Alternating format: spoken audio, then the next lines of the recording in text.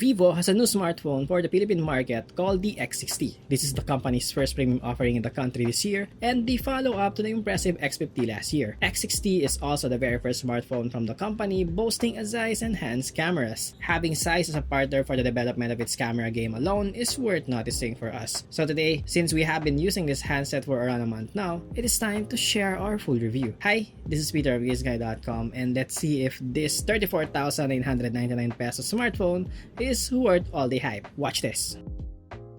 Unboxing and accessories. As expected, since this is a premium handset, the X60 arrived with a special looking package with a glittery finish. It also shows the model name of the device and the text co-engineered with ZEISS, emphasizing that the company has a deep collaboration with the German camera powerhouse. Take a look at this. It is stunning and we will talk more about it in a bit. Next, you will see the 33 watts power brick, in-ear earphones with microphones and extra tips for different ear sizes, and a USB-C to 3.5mm headphone dongle. On the left side of the box, you will see a hard plastic case. It is not the nicest case around, but it is always better to have a free one than none. Next, you will see the SIM ejector tool along with the paper documents.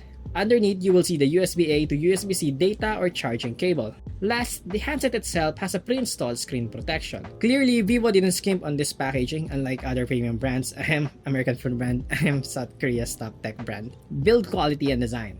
Vivo builds upon the impressive craftsmanship and aesthetics of the X50 series last year. It retained a 3D curved AG glass material last year that really feels premium to hold. To those who don't know, AG and AG glass means anti-glare and it has a matte effect on the surface, making it not prone to fingerprint smudges. Moreover, it has a satin finish that is velvety and extra comfortable in the hands. The only downside of this material is it is slippery when you don't hold it properly with one hand. Other phones with traditional glass finishes have more grip on the skin, preventing it from falling easily. The frame is obviously metal and it should be durable. When dropped, expect it to have dents, but likely it will not break that easily. The front panel is 2.5D glass. There is no mention of glass protection. It has a red rubber ring that provides some sort of water resistance, but there's no IP rating unlike other premium smartphones. Fortunately, there is a pre-installed screen protector, but still, we recommend that you buy a tempered glass to be sure. Style-wise, this handset ranks among the most beautiful phones at this price point. The unit that we have is the shimmer blue with a sleek gradient design from blue to purple depending on where the light hits it. Those who want a less flashy color may opt for the midnight black version. In front, the device has super slim bezels even in the chin, and a top center small hole housing the 32MP shooter with a screen to body ratio of 92%. Due to that, the handset is far from being huge despite its 6.56-inch large screen. In particular, it measures just 159.63 by 75.01. The frame is also slim at 7.36mm to 7.40mm. On top, you will see the slightly chamfered edges of the device and the microphone.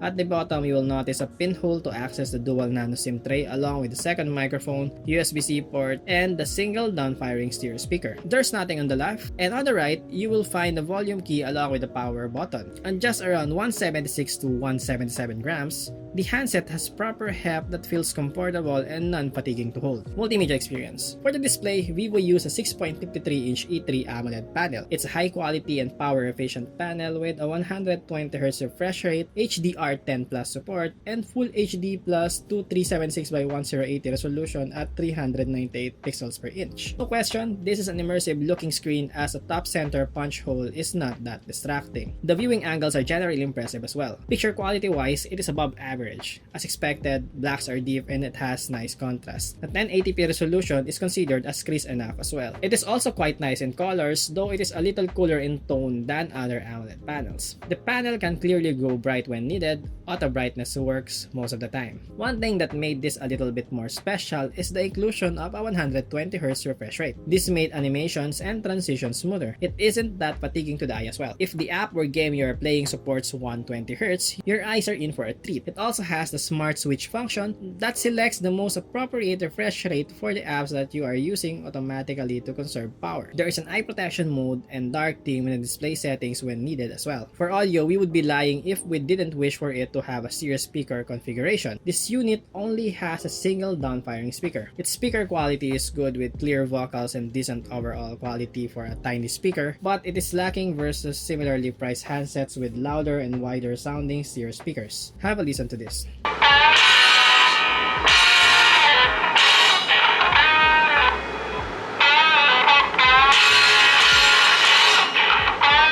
Vivo also advertised that it has high-res audio certification, which means that it plays lossless audio files with a higher bitrate. However, its default music app can't play all types of uncompressed lossless audio files. Fortunately, compressed lossless audio files like FLAC are working. If you really want to use the rest of your uncompressed lossy audio, you will need to download a separate app like Fubar 2000 to make it work. Also, you need to use the USB-C dongle included in the box to enjoy it with your favorite wired headphones or earphones. For the earphones, what Vivo included in the package sound decent for a freebie.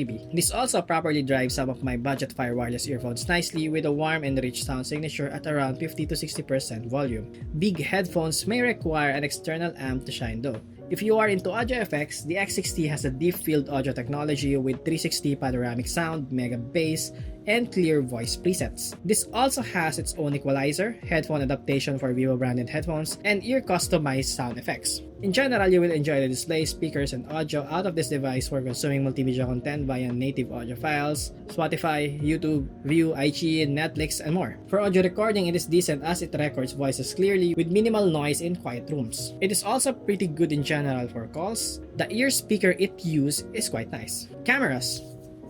When you look at megapixels alone for cameras, this device may not wow you for the price. But upon closer inspection, you will see that it is not using an average 48MP triple camera configuration. First, the main camera is a 48MP f1.79 Sony IMX598 sensor with PDAF, 5-axis OIS, and EIS. This sensor is the direct successor of the IMX586 found on previous flagships. It is paired with a 13MP f2.0 120-degree ultra-wide angle camera with a 2.5cm macro and a 13MP f2.46 2x optical zoom camera. Its 13MP camera is like two cameras in one thanks to the macro function. Apart from that, it has the varieties or branding and T anti-reflective coating to avoid ghosting and flares in photos. These cameras are also aided with the previous flagship Spectra 480 image found on the Snapdragon 870. The software is equally impressive and it has vastly improved compared to older or lower end Vivo smartphones. It is now easier to use, more streamlined, and packed with more features. As you can see here, switching lenses with different focal lengths and functions won't require you to press the lens button anymore. All you need to do is press 0.6x to access ultra-wide, 1x for the main shooter,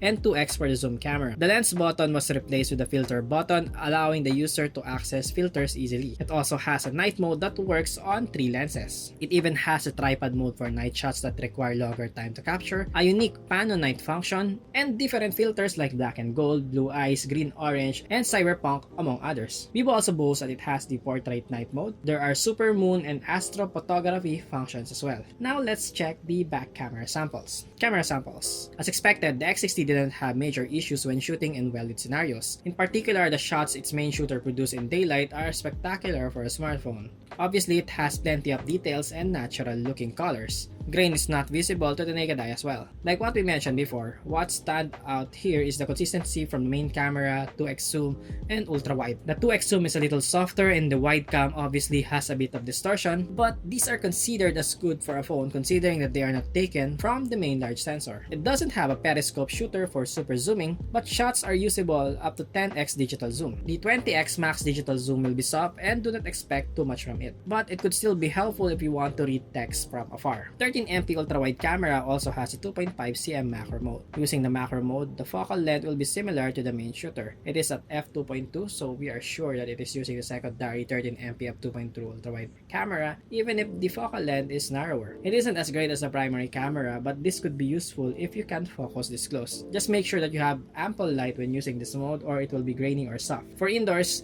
the experience is generally solid as well. We tried to take product shots with the help of studio lights and it produced social media ready shots. Under regular room lighting, the output degrades a little compared to shots with better lighting, but this is still among the nicest looking around for the price. One of the many camera highlights of this handset is its bokeh. By default, it activates a 2x zoom mode to help in creating images with closer to natural looking background blur and better edge detection despite not using a TOF sensor. It is even adjustable from f16 to f0.95 with the help of its software. software. And if you want to be more creative, you can choose from its wide array of portrait effects, including style, filter, and light effect. My personal favorite is the ZEISS Biotar portrait style, which replicates ZEISS' signature circular bokeh style. According to my professional wedding photography friend who owns a ZEISS 50mm lens, the rendering is pretty much the same. It is not perfect as this is still software based, but it is impressive for a smartphone bokeh. In low light, even if it is not sporting the f1.8 brighter shooter of the X60 Pro, the 48MP f1.79 Sony IMX598 of the X60 is still among the top camera sensors for low light shooting at this price point. Even if the shot is without the help of the night mode and AI, the quality of shots we took is respectable and brighter than the subject in person. Quality will degrade a little, but this is natural looking. This is almost as good as the night shots from older smartphones. For ultra-wide shots, we recommend you to use the night mode as the shots from this sensor will be grainier and softer in low light. If you want to capture images with an even wider view in the dark, this is one of the very few with night mode panorama, and we are impressed with its output. With the help of the night mode, your ultra-wide low-light shot will be more vibrant with better exposure and dynamic range. It will also lessen the noise. We just noticed that it tends to favor the yellow color a little in some scenarios. This device is also one of the few with portrait night mode. Just make sure that the AI scene detection is turned on to make it work. For us, this is a cool feature that might help you take creative portraits in the dark. Filters like Cyberpunk could be applied in the night mode for all its 3 cameras. We also tried its long exposure mode like the flow of traffic, and it delivered. In addition, we enjoy that Vivo has other long exposure effects like night graffiti, waterfalls, and many more. It also has plenty of other camera modes for low light shooting like Astro, but we are in a city where light pollution won't allow us to take nice galaxy shots. But it is nice to know that it has this mode in case you need to go to a province or areas with minimal interference from local lights. In the front, it sports a single yet large 32MP f2.45 shooter. There's no mention of IAF unlike Vivo's mid-range V series phones, but its face detection is very fast and accurate. This also has a lot of modes like auto HDR, night, and portrait mode with adjustable aperture, beauty, and different filters. It is also quite wide, unlike other selfie camera phones. As a result, most of the shots that we took are decent. It provided highly detailed selfies with close to accurate color tones in well-lit conditions without the beauty mode. With the beauty mode, you can remove the blemishes on your face so you will look better in pictures. It is up to you if you will use it or not. Even for indoors, shots are mostly alright. It also has a respectable portrait mode with good background separation. Again, it is not perfect, but for a phone, it is possible. In low light, the quality degrades. It is usable, but the grain will be visible and colors will desaturate a little. We suggest using the night mode for clearer and better looking low light selfies. For videos, similar to a lot of handsets, it has the ability to record up to 4K at 60 FPS. As expected, shots will be crisp and smooth looking, but you can't access its OIS or EIS for stabilization. If you want to shoot in 4K with optical image stabilization, switch to 4K at 30 FPS, but if you want to take advantage of Vivo's ultra-stable tech, it will switch to 1080p at 60 FPS. This is really good if you want videos with better stabilization than most. The downside is you can't use it on 4K. There is a crop narrowing the field of view as well. As expected, it also has a customizable 1080p time-lapse option with up to 960x speed that can capture even moving stars in the sky. The slow-mo function is a bit underwhelming for a high-end device as it only records up to 240 FPS. Fortunately, it is one of the smoothest looking types of 240 FPS around. For video selfies, it records up to 1080p with a respectable field of view that won't require you to stretch your arm hard just to fit yourself in the frame. And the overall selfie video quality is great and natural looking. It even has a beauty mode and several filters to try. Our gripe, there's no 4K support. It would have been nicer if it has 4K, similar to the competition. Slow-mos for selfies is common these days. However, the X60 lacks that. Overall, we think that this is an amazing photography phone for the price despite the lack of super zoom module. For videos, it is great, but the max selfie resolution could be better. Performance. The Snapdragon 865 flagship last year is stupid fast. But the 7nm Snapdragon 870 chip with Adreno 650 GPU of this device is even better. Qualcomm claimed that this chipset provides a 10% boost in CPU and GPU performance. The SD888 chip on pricier phones is slightly faster, but this is still one of the best chips that you will get for the price. Vivo also paired this with 12GB of LPDDR5 RAM and 256GB of UFS 3.1 storage. 12GB RAM is large, and 256GB storage is enough even for heavy users. Not only that, Vivo implemented the extended RAM tech here, giving the phone an extra 3GB of virtual RAM to give the device the option of running multiple apps smoother at faster speeds. Based on benchmarks, this device is really capable. It got a little over 700K at Antutu, one of the highest we tested at at this price point. It also shines in other benchmarking tools like Geekbench, 3D Mark, and more. As expected, real-life performance is superb, and it runs everything you throw at it with ease. Since it has UFS 3.1 storage, accessing high-resolution contents and heavier files is breeze. Even if you have multiple apps in the background, it runs even heavy games like Genshin Impact at max settings. If you play other games like Call of Duty Mobile, Mobile Legends Bang Bang, NBA 2K20, and more, you are in for a treat as well. In the settings, it even has the Ultra Game mode with the Game Assistant, Game Sidebar, esports mode, and many other settings for blocking notifications, eye eagle enhancement, and 4D game vibration to improve your gameplay. The thermals of this handset increase a little after playing a few games with Wi-Fi on. It remains comfortable to hold if you are using a case,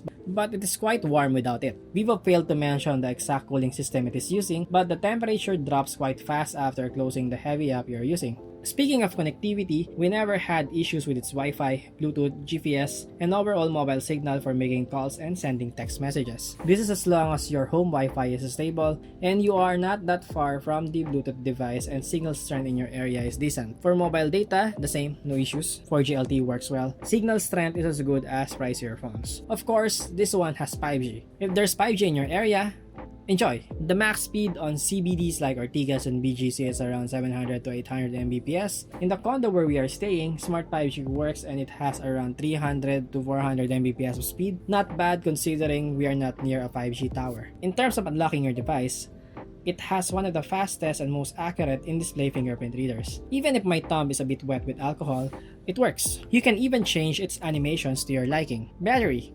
For battery, its 4,300 mAh battery capacity failed to shine in our usual benchmark test. It only recorded 9 hours and 47 minutes at the PC Mark Work 2.0 battery life test. In real life, it lasted from 8 AM to 9 PM of our regular workday with 25% left in the tank. This is decent as we normally use our phone with Wi-Fi or 4G LTE data all the time while running social media apps and taking a few photos and videos occasionally. Under heavy usage, the battery will drain faster, obviously. 20 minutes of Genshin Impact gameplay drained 5% of the battery. But it has a fast charger included in the package, a 33 watts power brick. This is not bad considering the flagship of South Korea's top brand only supports 25 watts charging. This can charge the device from 0 to 50% in around 30 minutes. Then you will need a total of around 70 minutes to fully charge the handset. Software. Vivo's software is leaps and bounds better than previous iterations. This runs with Android 11 OS, with a new Funtouch OS 11, and it is quite fun to use. Icons are modern looking, it has smooth animations, gestures works, you can change themes, the iManager is there for optimization and more, and it has plenty of features that most smartphones of today have. It has a few bloats, but most of them are removable. It is a very minor gripe. Here are the pros and cons of the phone.